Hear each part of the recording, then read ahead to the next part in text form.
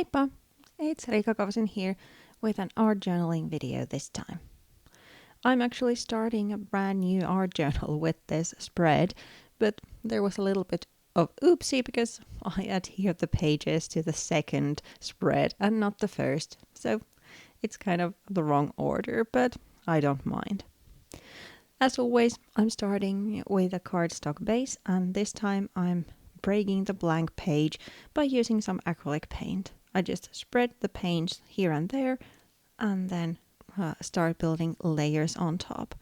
The colors were inspired by these Finnaber rub-ons I'm then using as my focal point. I'm adding one of the ladies to a piece of cardstock and also a dragonfly, and then later on cut these elements loose so I can then layer and make them a little bit dimensional by using foam tape to adhere them. I then turn my attention to the background.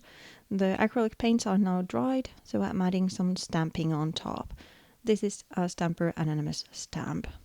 And instead of my usual go-to black ink, I pick the brown ink this time to get a little bit of vintage touch that way. In the beginning, I showed some materials that I'm going to use in this art journal spread, and one of those were these circus tents that are from an A.B.Studio pattern paper.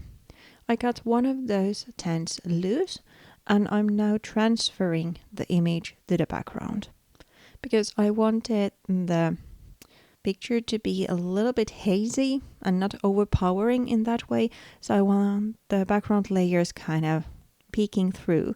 So that's why I'm doing a transfer rather than adding a collage styled circus tent on top.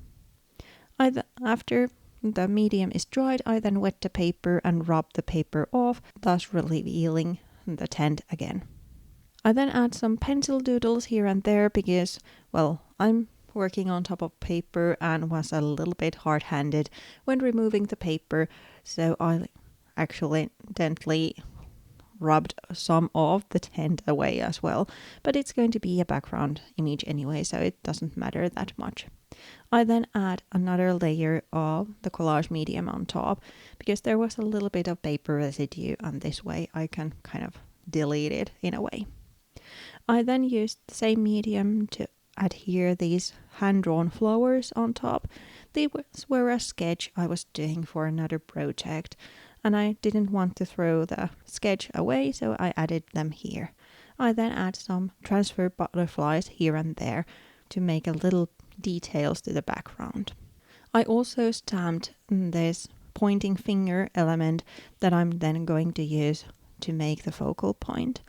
And as you can see, I also cut the paper a little bit smaller so it fits inside my journal at this point. To finish the background, I'm then adding some white splashes because the sketched flowers are kind of just these huge white blobs floating, so I'm first adding the splashes, kind of trying to hinder that transition, but then I feel that a little bit more is needed, so I'm using a Paper Artsy stencil and add some white paint through that here and there. I'm also mixing in this kind of a minty color, which I also used in the background, so it's not that overpowering white.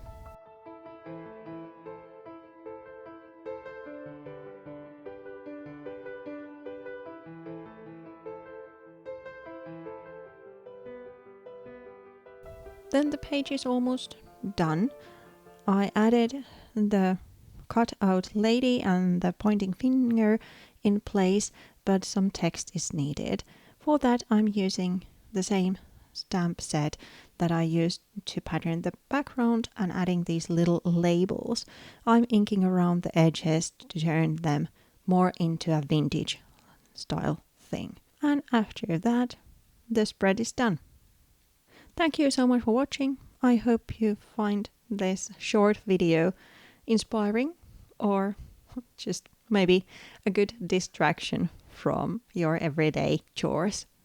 Thank you so much, and I'll be seeing you within a week. Okay, bye for now.